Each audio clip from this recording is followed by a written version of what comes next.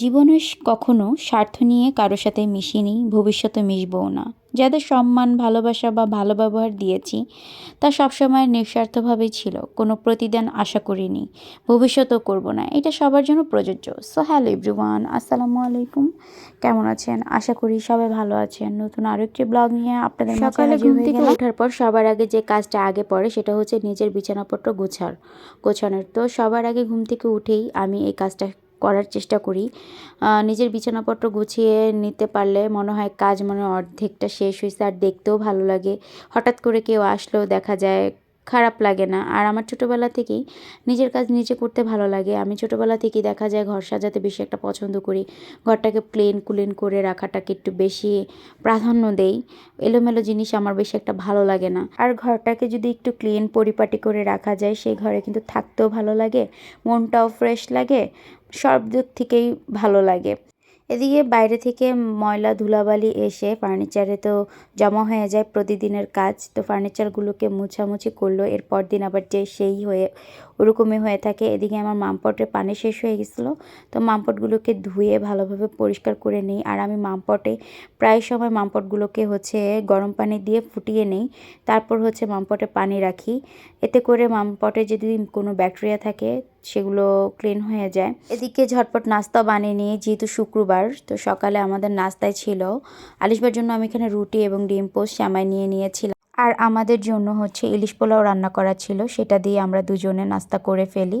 আর এদিকে আলিবার পাপারও ঠান্ডা ঠান্ডা লাগছিল, একটু সর্দি লাগছিল, তাই ভাবলাম ওকে একটু রং চা করে দিই। রং চাটা খেলে একটু ভালো লাগবে এবং গলাটাও একটু পরিষ্কার পরিষ্কার মনে হবে।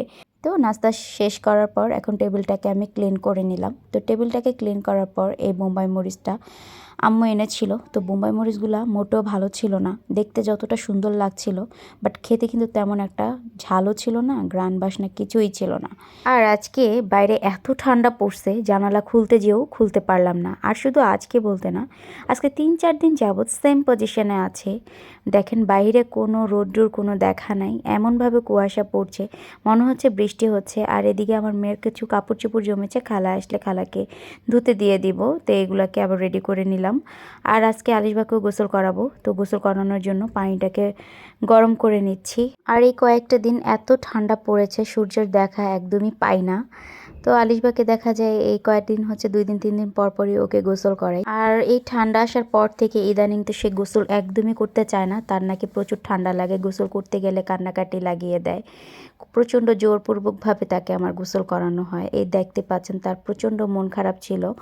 আর আমিও মেয়ের সাথে সাথে ওকে গোসল করানোর পর আমিও ফ্রেশ হয়ে নিলাম, এবং দুপুরে খাওয়া দাওয়া করার পর রাতের খাবারের জন্য আমি এখন প্রস্তুতি নিচ্ছি। এবং আজকে রাতের খাবারের জন্য ভাবলাম হাঁসের মাংস রান্না করব।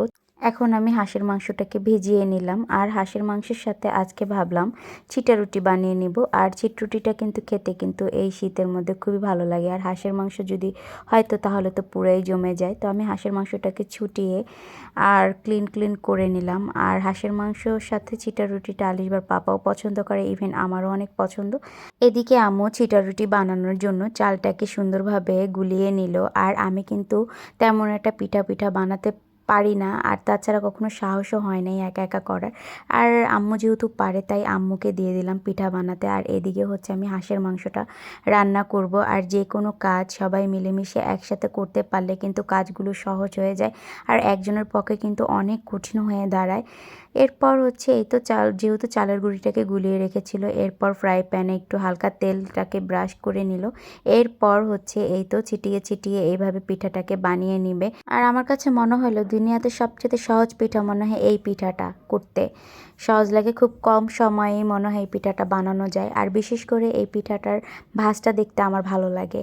এদিকে হাঁসের মাংসটাও কষানো হয়ে গেছে। তো আজকে ভাবলাম হাঁসের মাংসে কয়েক পিস আলু দেওয়া যাক। সেটার কারণ যেহেতু রুটি দিয়ে খাবে, তাই ভাবলাম কয়েক পিস আলু দিলে খুব একটা খারাপ লাগে না। আর আমি মাংসে আলু দিতে খুবই পছন্দ করি, আমার কাছে খুবই ভালো লাগে, আই লাভ আলু। এরপরেই তো আমার রান্না বান্না শেষ হয়ে গেছে। তো এখন আমি সুন্দরভাবে পরিবেশন করে নিলাম। এই তো দেখতে পাচ্ছেন আমার হাঁসের মাংসের কালারটা কত সুন্দর আসছে, মাশাআল্লাহ।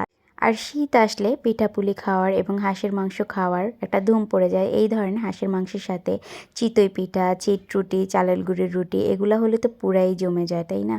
তো আজকের ব্লগটি আমার এই পর্যন্তই। যদি ভালো লেগে থাকে তাহলে অবশ্যই একটা লাইক, একটা কমেন্ট এবং ভালো লাগলে শেয়ার করে দিবেন। আল্লাহ হাফেজ।